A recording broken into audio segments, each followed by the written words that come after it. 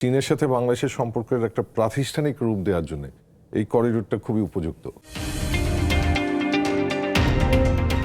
গত কয়েকদিনের সংবাদপত্রে যে বিষয়টি এসেছে সেটি হচ্ছে যে আমাদের গার্মেন্টসের রপ্তানি কমে গিয়েছে, যে কারণে চুক্তিটা করা হয়েছে বলে আমাদেরকে গেলানো হয়েছিল যে আমাদের গার্মেন্টসের রপ্তানি ঠিক রাখার জন্য চুক্তি করাটা জরুরি।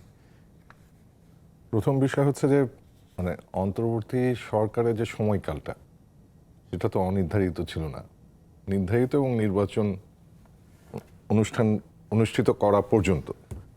সেই ক্ষেত্রে তাদের মূল দায়িত্বটা ছিল ল অ্যান্ড অর্ডার ঠিক করা, মানুষের মধ্যে আস্থা ফিরিয়ে আনা যে শূন্যতাটা তৈরি হয়েছিল। তাদের ওই দীর্ঘমেয়াদী বিশেষ করে জব ক্রিয়েশন, এটা তো হঠাৎ করে হয় না, এটা একটা দীর্ঘমেয়াদী প্রক্রিয়ার ফল হিসেবে দেখা যায়। তো সেই ক্ষেত্রে আমার কাছে মনে হচ্ছে যে এইগুলো ওই কথার পর্যায়ে ছিল, পপুলিজম। কিন্তু অন্তর্বর্তী সরকারে যেই কথাটা বললাম যে তারা তো আসলে নির্বাচন অনুষ্ঠিত করার দায়িত্বপ্রাপ্ত একটা সরকার, যার ফলে ওই বিষয়টা বোধহয় স্পষ্ট ছিল না যে উনাদের আসলে স্থায়িত্বটা কতদূর। এখন পরের বিষয়ে আসি, বাংলাদেশের সাথে চীনের যে করিডোর, বাংলাদেশ মিয়ানমার এবং চীনের যে করিডোর, এই করিডোরের ভাবনাটা কিন্তু অনেক দিন ধরেই চীনের আছে এবং এর মধ্যে ভারতকেও যুক্ত করার চেষ্টাটা ছিল, কিন্তু ভারত শেষ পর্যন্ত এই ক্ষেত্রে রাজি হয়নি। এখন যে সুযোগটা আমাদের জন্য তৈরি হয়েছে এবং এটার প্রোগ্রেসটা শেষ পর্যন্ত আগাতে না পারার রিজনটাই ছিল ইন্ডিয়া ফ্যাক্টর। এখন বাংলাদেশের বিশেষ করে এখনকার সময়ে ভারত বাংলাদেশ সম্পর্কের যে টানাপোড়েনটা, এবং সেই দিক থেকে ইন্ডিয়া ফ্যাক্টরটা এখন আর গুরুত্বপূর্ণ না, যার ফলে এটা একটা নতুন বাস্তবতা হিসেবে সামনে এসেছে।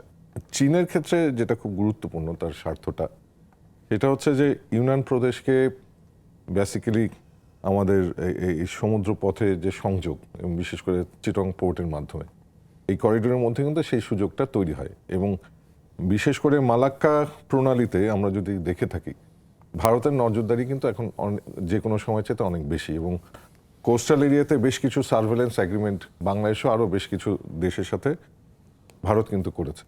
সেই সুবাদে চীন তার যে বিকল্প একটা ব্যবস্থা হিসেবে, এবং হরমুজ প্রণালীর ঘটনার মধ্য দিয়ে দেখা যাচ্ছে যে এই ধরনের স্ট্রেট কখনো কখনো ওপেনাইজড হতে পারে সংকটের সময়, যার ফলে চীনের জন্য এখন নতুন করে এটা বাস্তবতাটা এসছে, এবং সেই ক্ষেত্রে বিকল্প রুট হিসেবে বঙ্গোপসাগর তার জন্য খুবই গুরুত্বপূর্ণ, যার ফলে এই করিডোরটা তার জন্য কিন্তু একটা সম্ভাবনা তৈরি করেছে।